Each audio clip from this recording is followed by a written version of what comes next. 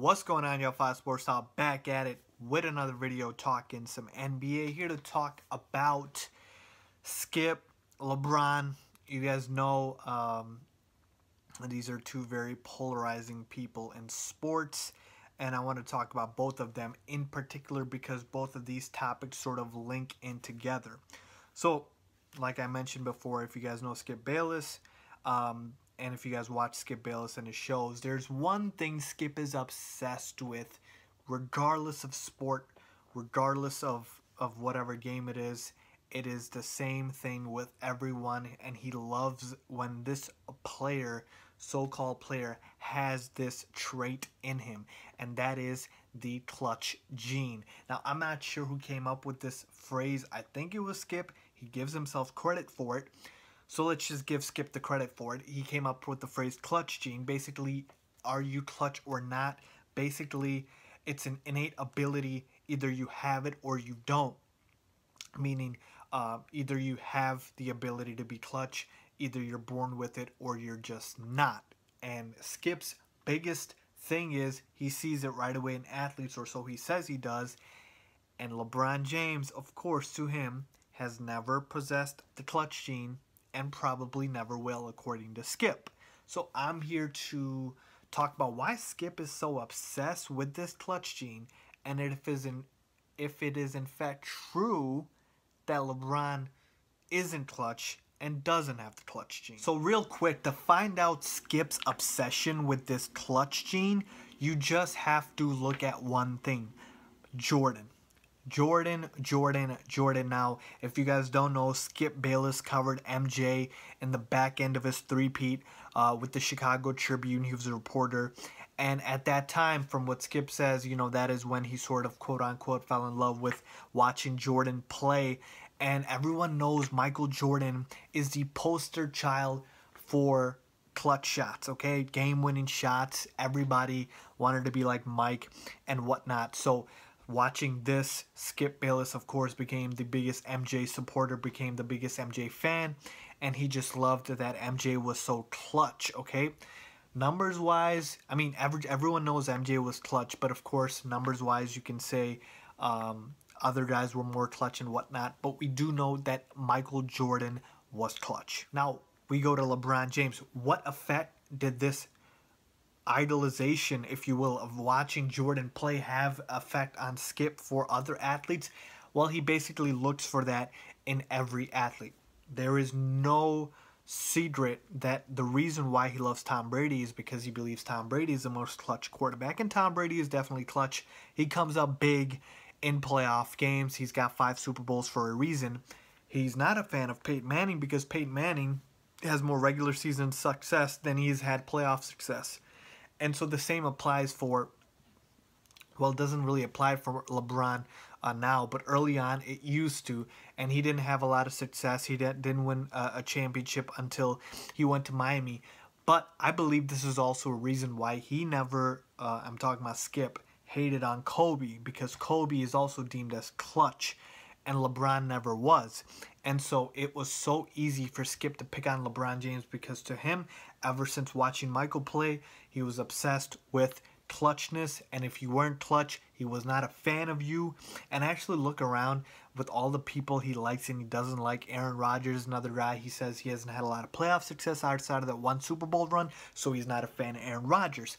But point being, he used that argument against LeBron James as to the reason why he doesn't he's not a big fan of LeBron James. Has called him the chosen one, turning into the frozen one in the 2011 NBA Finals. He said he quit on his team in the 2010 Eastern Conference Finals against the Boston Celtics.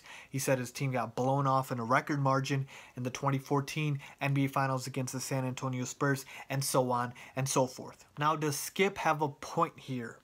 Well, listen, if you poll a lot of people, and I'm just talking about the general sort of, not just casual NBA fans, but most NBA fans, and I think there was a poll out there of players that you would want with the ball in their hands at the last second, or who's the most clutch player, if you will. And people are not going to unanimously say LeBron James. He probably is not going to come up as the clear-cut answer as a Michael Jordan would have. And so in that sense, maybe you're like, okay, Skip maybe does have a point. But of course, here's where we put the numbers in. And of course, the numbers also have here that in less than 5 seconds left in playoffs and potential game-winning situations, MJ was 5 for 11 and LeBron is 6 for 12. So the numbers here show that LeBron James is in fact clutch, but let's just go back a little bit and define exactly what we mean by clutch. See, we have fallen so in love with the last second shot, the jump shot, not even anything else, not a layup, not a finger roll, not a floater, nothing. It's a jump shot. Watching Mike, the 1998 NBA Finals against the Utah Jazz when he hit that game-winning shot over Brian Russell, and it's engraved in our heads. And so we think that is how a game should end. That is what defines clutchness. And in a way, that is true. That is, of course, clutch. But is it the only way to be clutch? No. And that to me is what makes LeBron James so unique. Now hear me out. I'm going to sound like a LeBron apologist, but I'm really not. LeBron James is the first player to come into the league, I believe, in a long time, at least as far as I can remember, that sort of removed us from the hero ball type of play, okay? Kobe did this a lot where he emulated Mike and he wanted to take the last shot. You knew if you were on the same team as Michael Jordan and Kobe Bryant, nobody else was going to get the ball in the last second. They were going to get it, and no one else was going to shoot the ball in the last second besides those two. Unless, of course, let's say Mike said, you know, he would pass it to Kerr or Paxson like he did. But point being is they were going to shoot the ball 99% of the time. When LeBron came into the league, we had never seen anyone who was so team-oriented. And that's the thing. LeBron got rid of the hero ball concept in the clutch and made sure that you knew he was going to make the right basketball play every single time, okay? No matter if there was a miss or make, was the right basketball play made?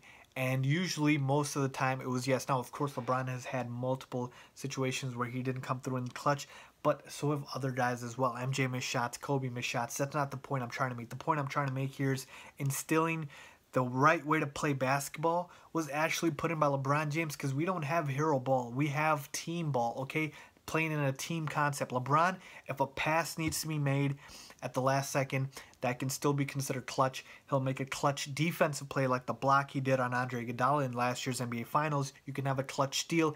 There are more ways to be clutch than just a jump shot. And that is what LeBron James sort of defined for us. And it took a while for people, and even now people still don't give him the credit for it, but they should, because that is the definition of clutch to me. It's not just a last second shot. It is being clutch in multiple different ways. And yes, I do believe LeBron James does have a clutch gene. I believe he can be clutch. Now, you're going to ask me, you know, is he the last guy you want the ball with in his hands? I'm going to say this. LeBron James, I just want the ball in his hands at the last second, okay? I don't care who's going to shoot. I don't care who's going to do what. LeBron James gets the ball in his hand last seconds. I am pretty certain he is going to make the right play and something good will happen. And I'm willing to take my chances there. Now, of course, Jordan and Kobe, the argument can be made. You want to take those two. All I'm trying to say is you can pick who you want, but LeBron James is responsible for getting rid of this hero ball and playing more team-oriented ball. And you see it now with the new NBA and how teams spread the ball around. And I believe that is attributed to LeBron. And when Skip tries to hate on him, I think this is the biggest thing where Skip does not have a point, is there are multiple ways to be clutch than just shooting a jump shot.